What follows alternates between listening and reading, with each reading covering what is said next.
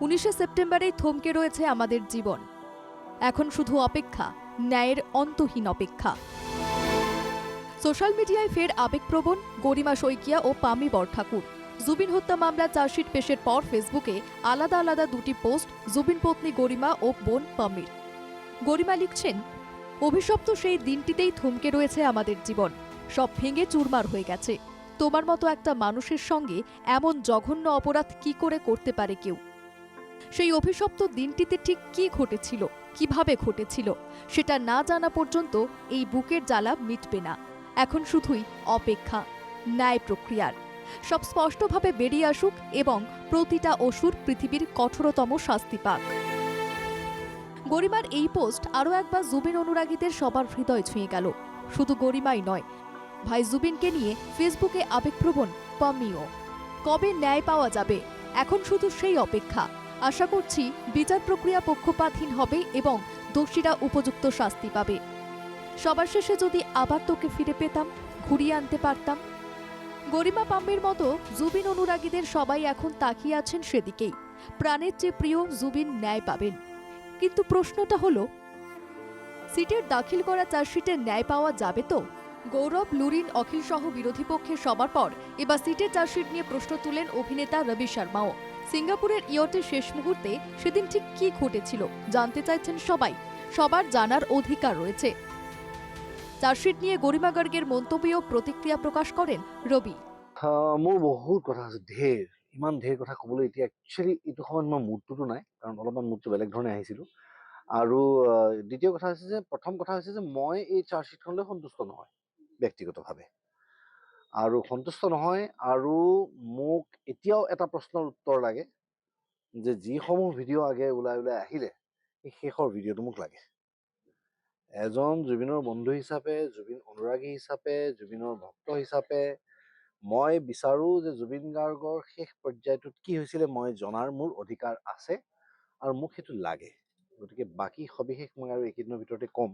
আৰু অলপমান তথ্যও আহৰণ কৰিব লাগিব, কাৰণ এইটোত মই আন্ধাৰত মানে কাৰণ চলাই থাকিলে নহ'ব। গতিকে অলপমান মই ভালকে আৰু অলপমান চাই লওঁ। মই আজিৰ তাৰিখত কেৱল এটাই কথা কওঁ যে মই সন্তুষ্ট নহয়। মই কি ক'ম, আমি আৰম্ভণিৰ পৰাই এই তদন্ত আৰম্ভ হোৱাৰ আগতেই আমি যিবোৰ ধাৰণা কৰিছিলোঁ সেইবোৰ ধাৰণাই সঁচা হৈছেগে। আমি তদন্ত আৰম্ভ নহওঁতে, তেওঁলোকে ৰিজাল্ট নিদিওঁতেই আমি যিবোৰ একিউজেশ্যন দিছিলোঁ যে it was a case of negligence, তেওঁলোকে কৰিছে যিটো ধৰণৰ কাম, সেইটো কাম মানে খুব এমেচাৰাছ হৈছে। সেইটো প্ৰফেচনেল এজন মানুহৰ হেণ্ডলিং তৰিকা নহয়। গতিকে যেতিয়া এজন মানুহক মই যদি নিজে হাতেৰে ডুবাই মৰা নাই পানীত, কিন্তু ডুবি থকা মানুহ এজনক যদি মই পাৰিও সহায় কৰা নাই, সেইটো কিন্তু সমান্তৰালভাৱে দোষী বুলি মই বিশ্বাস কৰোঁ। গতিকে মোৰ দৃষ্টিত বহুত কথা, বহুত প্ৰশ্নৰ মোৰ হোৱা নাই, কিন্তু মই শুনিবলৈ পাইছোঁ, এতিয়াও মই ভালকে গম পোৱা নাই এই কথাষাৰ। মই শুনিবলৈ পাইছোঁ গৰিমাই হেনো কথাটো একচেপ্ট কৰিছে, যে তেওঁ হয়তো মই শুনিছোঁ নেকি তেনেকুৱা, মই ঠিকেই শুনিছোঁ নে বাৰু? একচেপ্ট কৰিছে। মোৰ সেই কথাটোও ভাল লগা। চাৰ্জশিট নিয়ে ঠিক কি বলেছিলেন গৰিমা, এবাৰ শুনে নেওয়া যাক।